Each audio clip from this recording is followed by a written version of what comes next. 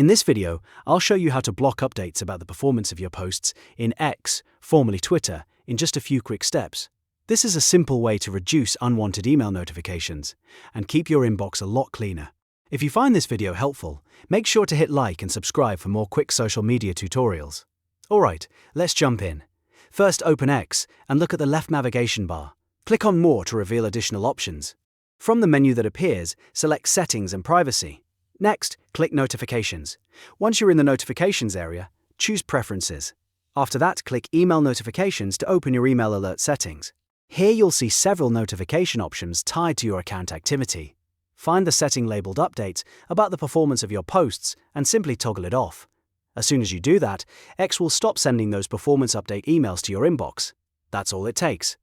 You've now disabled updates about the performance of your posts in X, and your email notifications should be a lot less cluttered. If this video helped you out, please hit the like button and subscribe for more easy tutorials, just like this one.